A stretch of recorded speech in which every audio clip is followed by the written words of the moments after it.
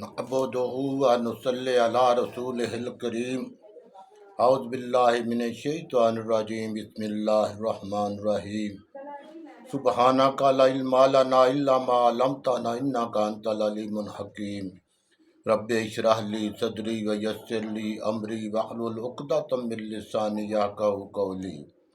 السلام علیکم ورحمۃ اللہ وبرکاتہ۔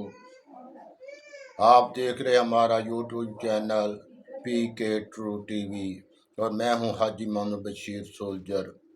ناظرین، آگ لگ گئی گھر کو گھر کے چراغ سے۔ معزز ناظرین،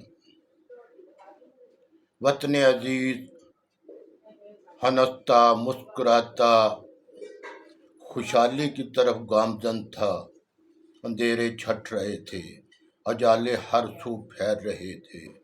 امید کی کرنوں نے ہر طرف چھا رہی تھی، پھیل رہی تھی اور ایک خوشحال پاکستان کی نوید سنا رہی تھی۔ ہر کوئی خوش تھا، ہر کوئی آنے والے اچھے وقت کی امید بھرپور انداز میں پوری ہوتی دیکھ رہا تھا۔ ناظرین،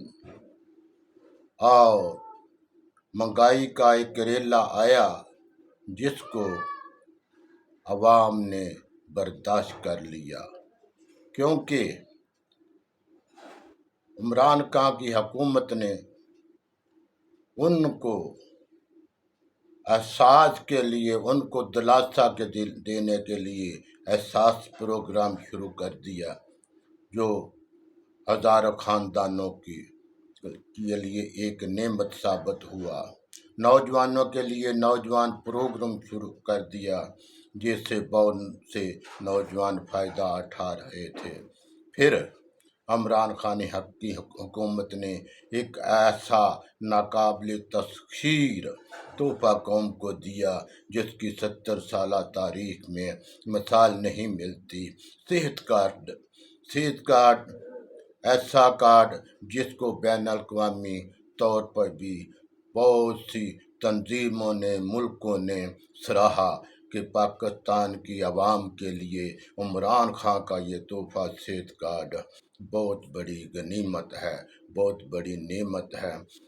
ناظرین، اس طرح پاکستان خوشحالی کی طرف گامزن تھا کہ سارے عالم اسلام نے عمران خان کو اور پاکستان کو اپنا رہنما تسلیم کر لیا تھا، اور ہر کوئی پاکستان کے ساتھ تعلقات بڑھانا چاہتا تھا۔ چین نے ہر معاملے میں پاکستان کے ساتھ خوش دلی سے سارے پروجیکٹ اٹینڈ کر رہا تھا۔ روس پاکستان کے ساتھ شراکت داری پر فخر محسوس کر رہا تھا۔ تو یہ سب کچھ پاکستان میں ہو رہا تھا۔ کورونا کی وبا پر جس طرح عمران خان کی حکومت نے جس طرح اس کو ایڈجسٹ کیا اپنی عوام کے ساتھ، اس کو ساری دنیا میں سراہا گیا، اور پاکستان ساری مشکلات سے نکلتا ہوا ایک روشن مستقبل کی طرف گامزن تھا۔ لیکن ناظرین، دوسری طرف وہ چند خاندان، وہ چور، وہ لٹیرے جو 40 سال سے پاکستان کو لوٹ رہے تھے، پاکستان کا خزانہ خالی کر دیا تھا، اور اربوں ڈالر باہر منتقل کر کے کسی نے سرے محل بنائے، اور کسی نے فلیٹ خریدے، اور کسی نے وہاں فیکٹریاں لگائیں۔ تو اس طرح جب وہ یہ پاکستان کو ہلتا پھلتا دیکھ رہے تھے، تو ان کے دل پر ایک بہت بڑا سانپ رونگ رہا تھا، کہ ان کو نظر آ رہا تھا کہ مستقبل میں ہماری لوٹ مارت کے دروازے بند ہو جائیں گے۔ تو وہ شیطان کی طرح، شیطان تو کیا ہے، وہ شیطان سے بھی بڑے دماغ رکھتے ہیں، ان کا بڑا، جس کو اس کے آقاؤں نے پاکستان سے بھگا کر لندن لے گئے تھے، وہ وہاں پاکستان کے دشمنوں کے ساتھ، اسلام دشمنوں کے ساتھ ملاقاتیں کر رہا تھا، امریکہ کے ساتھ معاہدے کر رہا تھا، اسرائیل کے ساتھ ملاقاتیں کر رہا تھا، اور پاکستان کو پاکستان سے وہ دشمنی لینا چاہتا تھا، ان کے ساتھ ہر قسم کا وہ معاہدہ وہ کر رہا تھا جس سے پاکستان کو تباہی کی طرف گامزن کر سکے، اور دوسری طرف وہ سامراجی قوتیں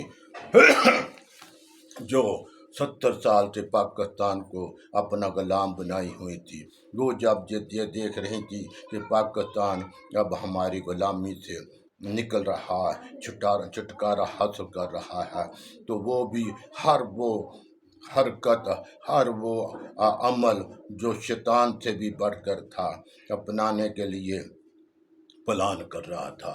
جب یہ اندرونی دشمن ملک اور بیرونی سامراجی طاقتیں آپس میں مل گئیں تو انہوں نے پاکستان کو دوبارہ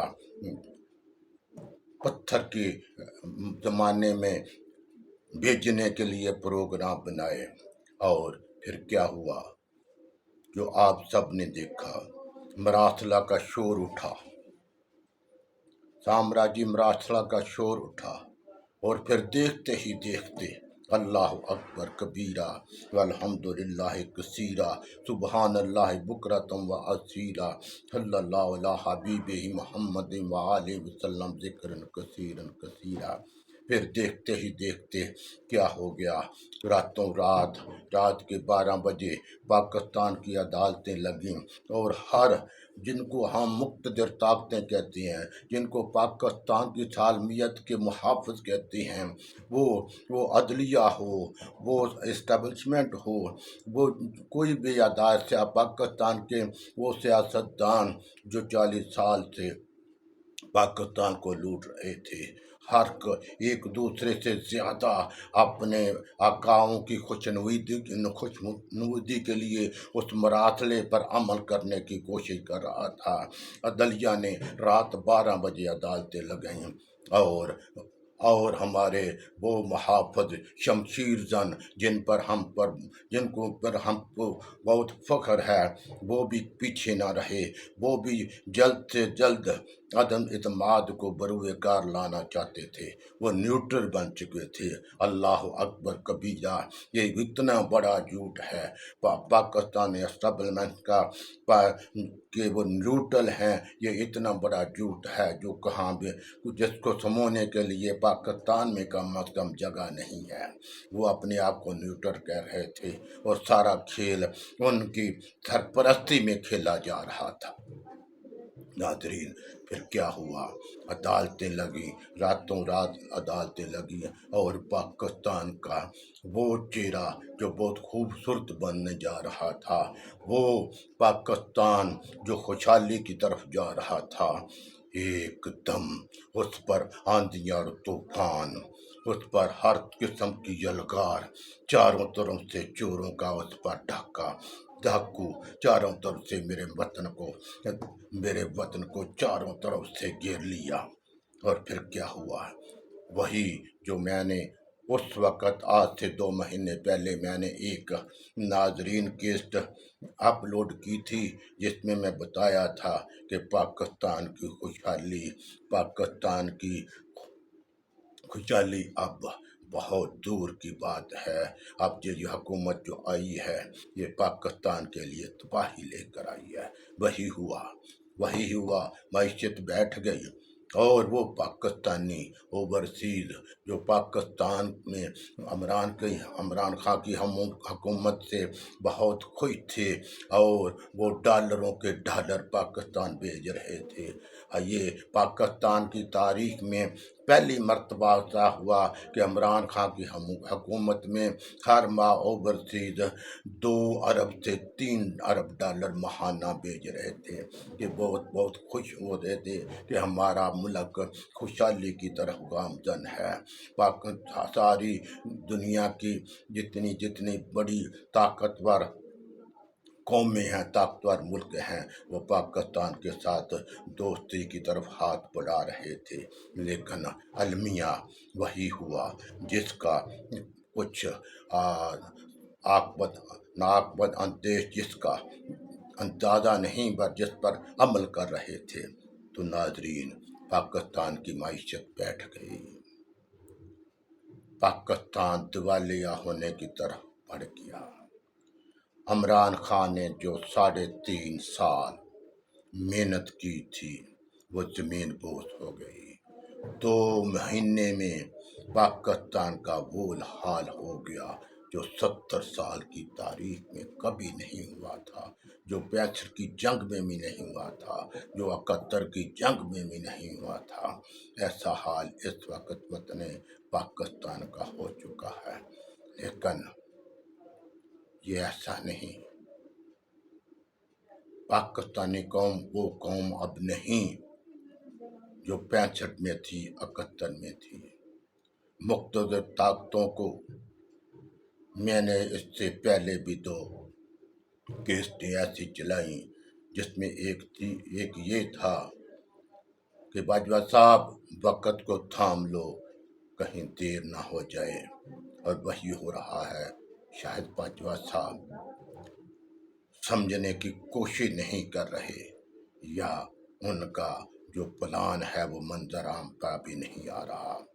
नाजरीन, ये इस वक्त जो सबसे संगीन मसला दरपेश है पाकिस्तान को, वो ये है कि पाकिस्तान की वो नाकबद अंदेश जो अपने मफादात की तकमील के लिए बैरूनी आकाओं की खुशनुदी के लिए खेल खेल रही हैं, वो पाकिस्तान की फौज को तकसीम करना चाहते हैं। क्योंकि साम्राज्य कुव्वतें ये समझती हैं कि जब तक पाकिस्तान की फौज मजबूत है, ताकतवर है, उस वक़्त तक हम पाकिस्तान को नुकसान नहीं पहुंचा सकते। और वो हमारे इन मीर जाफर और मीर सादकों के साथ मिलकर पाकिस्तान की फौज का अफवाज को तकसीम करना चाहते हैं। इसके लिए अब मीर जाफर और मीर सादकों ने और जरदारी साहब, जिनका तारीख में नाम हमेशा रहेगा एक बदबख्त के नाम से, वो ऐसी चालें चल रहा है, ऐसी शैतानी प्लान तरतीब दे रहा है कि वो बाजवा साहब को लालच देते हैं। कभी उनकी एक्सटेंशन के लिए उसको लालच दे रहे हैं, कभी एक नई सोचा छोड़कर जो है ना कि चीफ ऑफ डिफेंस बनाने की उनको ऑफरें कर रही हैं।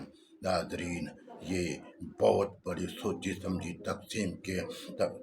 सोची समझी स्कीम के तहत पाकिस्तान की फौज को तकसीम करने की कोशिश की जा रही है। लेकिन मुझे उम्मीद है कि पाकिस्तान की अफवाज इन सब के इन गलीज प्लान को, इन साजिशों को समझती है, वो इनको पूरा नहीं होने देगी। लेकिन खदशात अपनी जगह मौजूद हैं, क्योंकि हमने जो 2 महीने में देखा वो हमारे लिए बहुत से नए सवाल पैदा कर रहा है कि सब कुछ होता रहा, ज़मीन बोस पाकिस्तान की मईशत होती रही, पाकिस्तान की आवाम पर बिजलियां गिरती रहीं, महंगाई आसमान पर बातें करने लगी, लेकिन अपने आप को न्यूट्रल कहने वाले बेखबर सोए रहे, या जागते हुए भी ये सब कुछ जो हो रहा था, जो हो रहा है, उनकी आशीर्वाद से हो रहा है। इसलिए पाकिस्तान की आवाम में खदशात पैदा हो रहे हैं। पहली दफ़ा ऐसा हो रहा है कि पाकिस्तान की आवाम की नज़रों में पाकिस्तान की अफवाज की हैसियत पर सवाल उठने लगे हैं। ऐसा इससे पहले कभी नहीं हुआ था, और इन मुक़्तदर ताकतों को इस पाकिस्तानी आवाम की आवाज़ को समझना चाहिए। पाकिस्तान की आवाम की नौजवान नस्ल की आँखों में बेबसी और जो उतरता हुआ खून है, उससे सबक हासिल कर लेना चाहिए। पाकिस्तानी अफवाज को तुर्की का मजाज समझना चाहिए। वहाँ के अफवाज ने बगावत हो गई, और तैयब दुकान की मोहब्बत जो आवाम के साथ थी, उस आवाम ने उस बगावत को कुचल दिया। और इस वक्त میں آپ کو بڑے وثوق سے یہ کہہ رہا ہوں کہ پاکستانی قوم ترکی کی قوم سے زیادہ عمران خان سے محبت اور امیدیں لگا بیٹھی ہے، اس لیے اس کے لیے وہ کچھ بھی کر گزرنے کے لیے تیار ہے۔ لہذا خدا را آپ سے التماس ہے، آپ سے درخواست ہے کہ پاکستان کی عوام کی نظروں میں اترتا ہوا خون سمجھے، اس سے سبق حاصل کرے۔ ناظرین، بہت کٹھن وقت ہے، اس وقت ہمیں کوشش بھی کرنی ہے اور اپنے پاکستان کی سالمیت کے لیے اپنے رب سے دعائیں اور التجائیں بھی کرنی ہیں، کیونکہ ہوگا وہی جو میرا خدا چاہے گا۔ مدعی لاکھ برا چاہے تو کیا ہوتا ہے، وہی ہوتا ہے جو منظور خدا ہوتا ہے۔ حاضرین، ہمارے چینل کو سبسکرائب کیا کریں، لائک کیا کریں، اور آخر میں آپ کو میں چند الفاظ میں یہ بتانا چاہتا ہوں کہ میں ابھی بھی بہت پر امید ہوں۔ میرے سامنے جو پاکستان آرمی کا ایکسپیرینس ہے، تجربہ ہے، اس کی بنیاد پر میں آپ کو بڑے وثوق سے کہہ رہا ہوں کہ انشاءاللہ تعالی یہ بجٹ 10 تاریخ کے بعد پاکستان کی سیاست کا نقشہ بدل جائے گا۔ دو ہی باتیں نظر آ رہی ہیں، دو باتوں میں ایک ہوگی، یہاں تو الیکشن کا اعلان ہو جائے گا، فوری الیکشن کا اعلان ہو جائے گا۔ اگر نہ ہوا اور عمران خان نے لانگ مارچ کی کال دے دی تو پورا پاکستان امڑ آئے گا۔ اور اس کے بعد جو دوسرا خدشہ ہے وہ یہ ہے کہ پاکستان پر مارشل لا مسلط کر دیا جائے گا، جو کہ اس وقت پاکستان کی صورتحال کے پیش نظر نہیں لگنا چاہیے۔ پاکستان کی بہتری کے لیے فقط اور فقط فوری الیکشن ہی ایسی بات ہے جو پاکستان کی سالمیت کے لیے انتہائی ضروری ہے۔ ناظرین، اپنا خیال رکھیے گا اور پاکستان کی سالمیت کے لیے دعائیں کرتے رہا کریں۔ وآخر دعوانا ان الحمد للہ رب العالمین۔